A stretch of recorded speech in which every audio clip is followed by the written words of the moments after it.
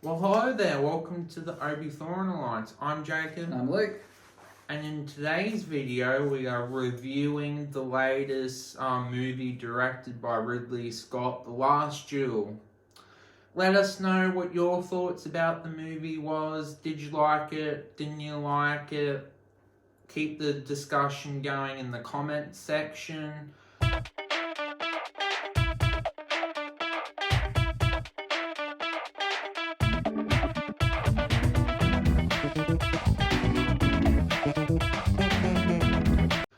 I'll give a summary about what the movie's about for people that haven't seen it.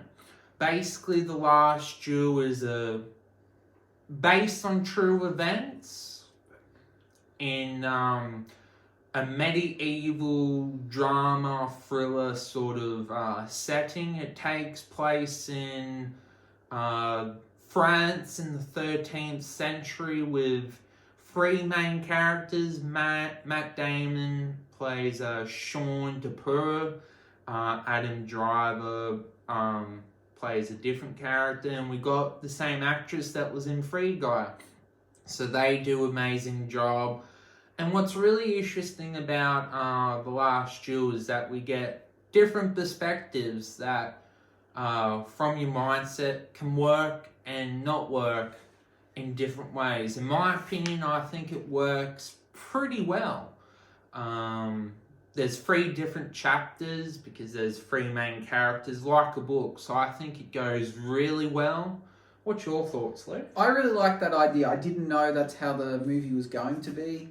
That we see events fold out. So basically, we have the female character who is assaulted by Matt Damon's her husband, and Adam Driver is the accused person to have assaulted her.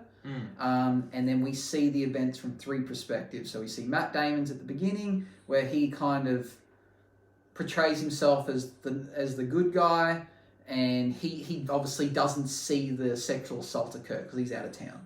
So then we see Adam Driver's perspective, where he believes that they were flirtatious and in love, and it wasn't a rape. He felt that was, in those times, that was the normal thing you do. You're in the room and you go, oh, if you run, I will chase you. And then it kind of always, like every sex scene they portrayed in this movie looked like rape. And then, so he was claiming, it was love. And then her perspective is Matt Damon actually wasn't that great of a guy. Yeah. And that she was in fact raped. So from that, Matt Damon challenges Adam Driver's character to a duel. Well, he tries to spread the word that, this had happened, and it goes through the normal systems, and they go, because Adam Driver's friends with the important people, they go, nah, that didn't happen. So he spreads enough rumours about what happened to eventually it makes it to the king. Yeah. And they get their hearing, and because of medieval times, God decides who's right or wrong. So they are going to have a duel, and God will let the one that is telling the truth survive the duel, and the liar will die. So they have an epic duel to fight it out and decide who is right or wrong. And I just think it's a cool story. I've said many times I don't like medieval, but I like this. I decided to watch it on a whim and enjoyed it thoroughly. Like, I really did. Yeah. Anything else I missed from that summary without giving away spoilers? Because there's a few things I would have liked to mention. Basically, we see different events unfold from different perspectives. There's one scene in particular that we get to see that is quite interesting, how people can see things in different ways. And some people might be like, it's a long movie, it's quite up itself, do we need it? But I kind of second guess that and kind of go, well, sometimes we do need to see things, because if you just show it from, say the two males' perspective, well, the female characters she's quite a main character, and to be honest, she's probably my favourite character. Mm. It was Matt Damon, Sean Duper at the start, and then by chapter 3 you kind of go, oh, okay. The perspectives work though because they also get you to kind of like the villain. Like Adam Driver is a villain, but depending on the way you see the circumstances, was she flirting with him?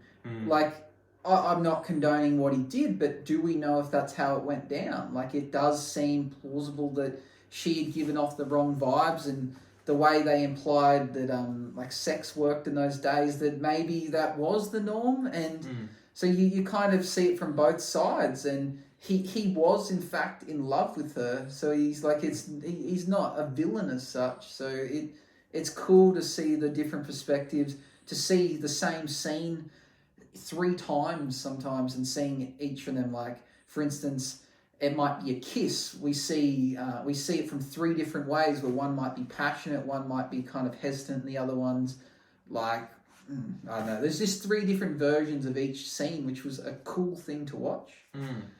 Before we get into talking a bit more detailed spoilers, who would you recommend this movie for? Who do you think would like it? Definitely people that enjoy true stories, and definitely people that enjoy medieval epic films. This definitely feels like an epic film that deserves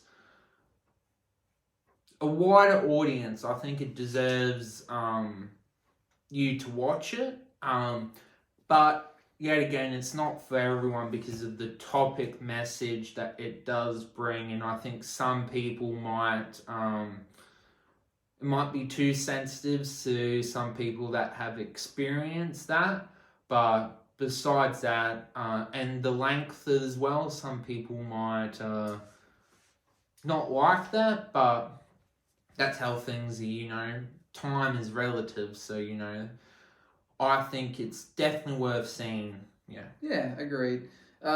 Giving it a verdict, I'll go first. I'm thinking, tossing turn out this, I reckon, in retrospect, I'm going to go, I think it's a 4.5. I said 4 off camera, but I was thinking 4.5, but I'm thinking 4.5 because the fact that it was something that I didn't know about and had no interest in, and now I can't help but tell people about it, I think makes it a 4.5. I think you add in the talent that's inside the movie, acting wise, those that involved with the directing and the making of the film, the way they shot it, just everything about it to me. This is a big blockbuster kind of somewhat masterpiece, I think, to tell a story that was kind of ahead of its time. It's about women's rights, someone like rape, like it's like domestic violence. It's a message about, it's kind of modern times, but in the 1300s. I think it's a transferable message. I think that's what makes it quite special. Yeah. What about yourself? I'm going to go with saying 4.5, Owen Wilson. Wow. I just think it shows a viable message that I think even now we struggle with as well. And I think that the acting caliber in this movie, I think, will hold your attention. I think Adam Driver's performance, he just plays the villain well, and I think he actually plays this character better than Kylo Ren. Matt Damon obviously gives an amazing performance, and I just think that if you're action buff, if you love great storytelling, I just think it's a great film that there's only 2 flaws that I see with the movie, and besides that, I very much enjoyed it. Yeah, can't agree more. Moving into a bit of a spoilers, if you want to talk about your nitpicks, maybe I'll bring up a couple of epic things I liked about it that I didn't want to ruin to those that haven't seen it. So if you haven't seen it, we're going to get into some spoilers. Give us your nitpicks. My 2 major nitpicks is, like I said, with the time. It is a long movie, so you got to put that into account for some people. I could understand why some people will be like, oh, do we need to watch this scene again? But I disagree with that, but that's why for me I can see it as a nitpick. And also the rape itself is that it was necessary to be in there, but I can understand why some people might not want to see it twice. And it was very, from his perspective, it was a lot cleaner, not the best, and her side. So, but sometimes you need to see it from both perspectives. So they're probably the two nitpicks. And I guess how they kind of weren't on her side, they kind of explain it with, did you feel any pleasure? And that really annoyed me, but that's how they that was their mindset back in the 1300s. So you can't really get frustrated because we have sort of developed as a culture, but you know. Yeah, I don't know if I really had any nitpicks in it. I thought maybe the translation was a bit, was a bit interesting. Because obviously some of these events they've taken from French books or transcripts, and then they've turned it into English, and it's like, would I have liked to have seen them with maybe a French accent or something? Would have that made it a bit different? Or just some of the wording, you're like, did those words exist back then? Are they French translations? I don't know. But I don't know, that's a nitpick. It's just I was watching it going, well, they've made this very westernized. Not that France isn't, but you know what I mean. They've modernized it, but it worked. I just can't get over how epic it was. Like the stakes at hand prior to seeing the movie, knowing that it comes into God's hands, seeing how their legal system works, the fact that because she'd been raped, she was the villain basically for standing up for herself, and how in the end the women were so relieved that God had proved that she was right, and how that would have changed things for them.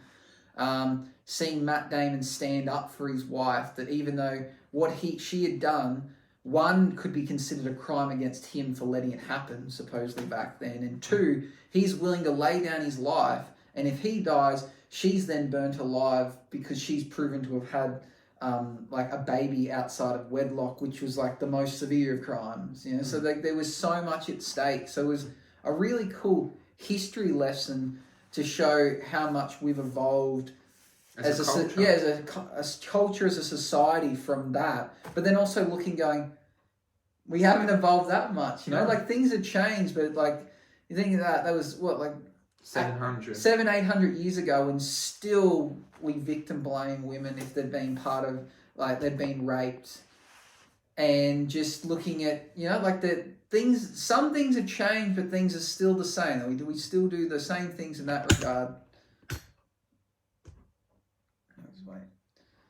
And you go, there's so much. I just think that's really epic. I think I got a really cool history lesson in a short space of time that I didn't expect, and there's a lot to take away from it. Yeah, I agree with that. And the duel itself was epic as well, and it's kind of clever in a way how they did that whole starting at the end and then getting us there. Like, that was cool. Yeah, I think the way the movie was structured was perfect. I think the three stories worked well, and her story had to be last. Yeah, it did. Because Matt Damon's, we were a bit unsure, and then when we saw Adam Driver's, we were like, yeah, that really confused us, and then we see hers, and that kind of confirmed it. Like, you would assume hers is correct, but do we know? Maybe she wasn't raped. Maybe she just didn't want to admit that she had a child with Adam Driver's character, and she took the risk of her life and her husband's life because she knew he was a supreme knight. He was knighted by the king, so he knew how to fight. So I don't know. It's just one of those cool historical stories I'd like to know more about. Well, I am, of course, on the female side, but to be fair, by Adam Driver's character, he did not confess to his dying breath. Yeah. So...